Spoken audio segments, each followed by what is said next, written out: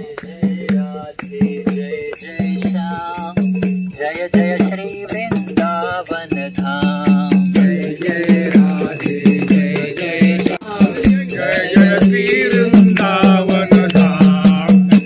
तो कृष्ण वृंदावन आ गए, गोकुल महावन आ गए और कृष्ण की बहन योग माया को वापस मथुरा भेज दिया गया। और जब कंस उनको मारने का प्रयास किए तो योग माया ने अपने वास्तविक स्वरूप धारण किया और कहा कि अरे तुझे मारने वाला जन्म ले चुका है। तो कंस डर गया, भयभीत हो गया। भले ही कितना बड़ा शक्तिशाली व्यक्ति है लेकिन उसे अब भय लग गया। तो उन्होंने क्या किया, प्रोफेशनल चाइल्ड किलर को हायर किया। कौन है? पूतना। तो राक्षसी की बच्चों को मारने में बहुत एक्सपर्ट। उनको बोला कि ऐसे कम एक्सपर्ट लोगों को नहीं करना है, जो इसमें स्पेशलाइज्ड, जैसे कोई बीमारी होती है तो आंखों के डॉक्टर के पास जाते हैं। बोले जो बच्चों को मारने में एकदम जिसकी क्षमता बहुत श्रेष्ठ है, एक्सपर्ट है, तो उन्होंने पूतना को बोला कि जाके जितने भी बच्चे पिछले 3 दिन में जन्मे सबको मार।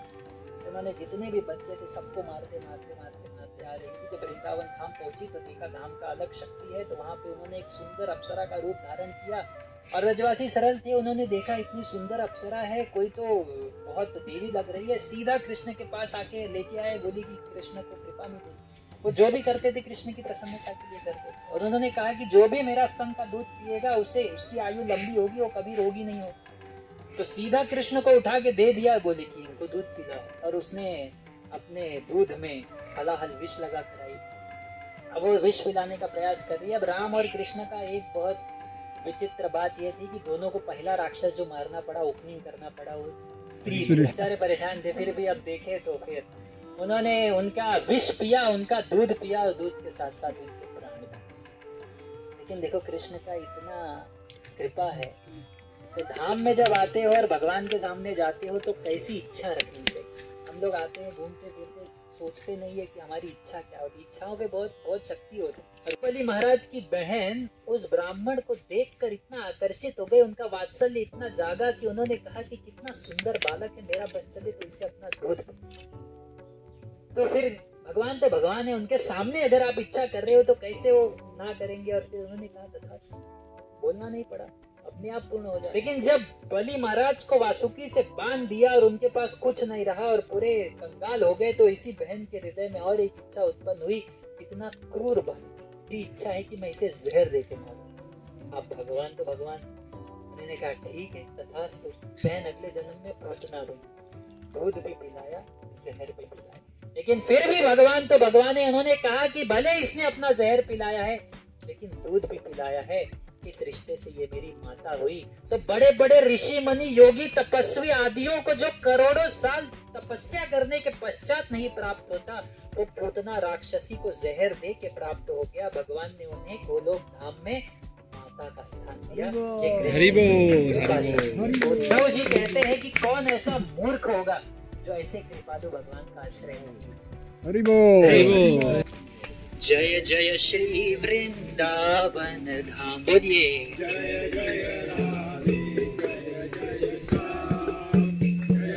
श्री वृंदावन धाम। जय जय राधे जय जय श्याम, जय जय श्री वृंदावन धाम।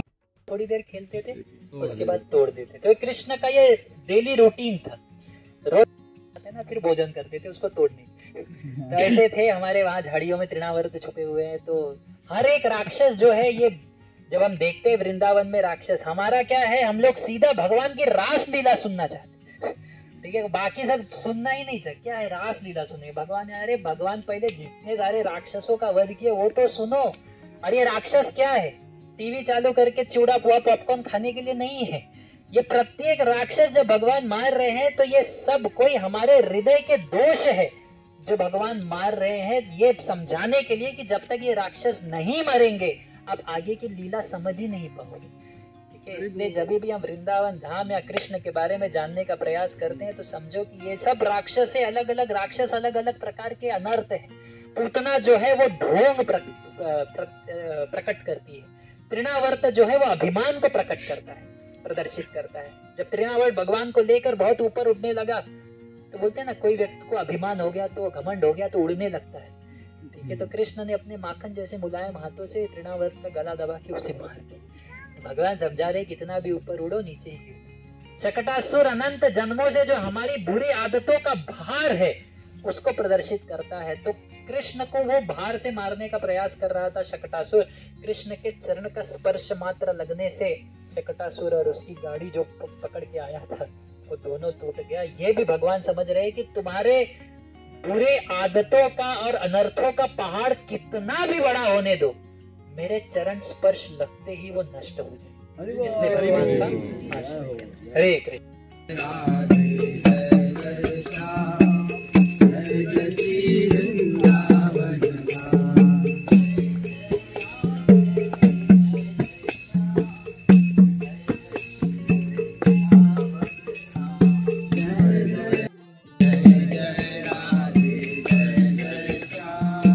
प्रलंबासुर है तो प्रलंबासुर भी हमारे अहंकार को प्रदर्शित करता है। धेनुकासुर आप रास्ते में थे वहीं पे है जाते वक्त, वो भी हमारे मिथ्य अहंकार को प्रदर्शित करता है। तो उसमें से बहुत एक प्रमुख जो राक्षस है या फिर असुर है वो है कालिया। ठीक है, सर्प के रूप में था। तो कालिया जो था वो यमुना के पानी को इतना विषैला कर चुका था। यमुना के पास एक छोटा सा अलग से तालाब था, उसको इतना विषैला कर चुका था कि उसके ऊपर से भी जब कोई पक्षी जाता था तो भी वो गिर जाके मर जाता था। ठीक है, तो कृष्ण का उद्धार जन्म हुआ था सबका उद्धार करने के लिए। तो कृष्ण यमुना में छलांग लगाए उसको दंड देने के लिए। तो कालिया का देखो सौभाग्य कि कृष्ण को साक्षात अपने समक्ष देख रहा है। लेकिन जब किसी व्यक्ति के हृदय में ईर्ष्या होती है ना, तो भगवान, कई बार हम बोलते हैं भगवान है तो सामने लाओ। अरे हृदय में इतना ईर्ष्या भरा है, भगवान सामने आ भी जाएंगे तो भी नहीं समझोगे। दुर्योधन के सामने तो खड़े थे, कर्ण के सामने तो खड़े थे, क्यों नहीं देख पाए? तो हमारे सामने भी भगवान आ जाएंगे तो हम नहीं देख पाएंगे, क्योंकि हमारा हृदय ईर्ष्या से भरा हुआ। तो कालिया के सामने भगवान आए, भगवान को नहीं देख पाया। जो भगवान के चरणों पे गिरना चाहिए वो भगवान को वो फन मार रहा है मारने के लिए। और फिर भगवान उसके साथ थोड़ी देर खेले और फिर खेल खेल के वो फिर उसके मस्तिष्क पे चढ़ के उसके अलग अलग फनों पे नृत्य करने लगे और इतना अद्भुत दिव्य अपूर्व नृत्य करने लगे। और प्रत्येक जब भी वो कोई फन उठाता था भगवान को मारने के लिए, भगवान का दूसरा पग उसी फन पर गिरता था और पूरा प्रयास करने लगा वो कृष्ण को मारने के लिए। और कृष्ण उसको दंड भी दे रहे हैं, सुंदर नृत्य कर रहे हैं, गंधर्वों को, अप्सराओं को, देवताओं को आनंद दे रहे हैं, सारे ब्रजवासियों को आनंद दे रहे हैं। लेकिन एक व्यक्ति परेशान था, वो था कालिया। ठीक है, और बाकी सबको कृष्ण का सुंदर रूप एकदम मधुर लग रहा था, लेकिन कालिया को प्रत्येक पग वज्र समान लग रहा था। और प्रत्येक पग के द्वारा उसके दांत टूट रहे थे, उसके फन टूट रहे थे, वो सारी विष की उल्टियां कर रहा था। जब उसकी सारी शक्ति खत्म हो गई तब वो बोलता है कि भगवान मैं आपके शरण में आना चाहता हूँ। और फिर भगवान उसको क्षमा करते हैं और फिर कालिया को वहां से भेजते हैं। तो हमें भी जीवन में बहुत ईर्ष्या भरी हुई है। ठीक है, तो ये ईर्ष्या कब खत्म होगा? जब अपने जीवा पर हम कृष्ण को नृत्य करवाएंगे।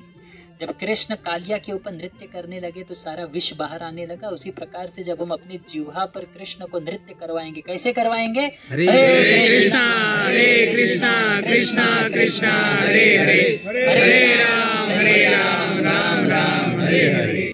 विष खत्म होगा और भगवान का आश्रय हमें आज लेना है। ऐसा नहीं कि कालिया के जैसे जब पिट के टूट के जब कुछ नहीं साथ में रह जाए तो बोलेंगे भगवान बुढ़ापे में जब दिखाई भी नहीं दे रहा हो, भगवान अब हम आपके हैं। ऐसे पिटने का इंतजार मत करो, खुद ही भगवान का आश्रय। हरे कृष्ण। हरे कृष्ण।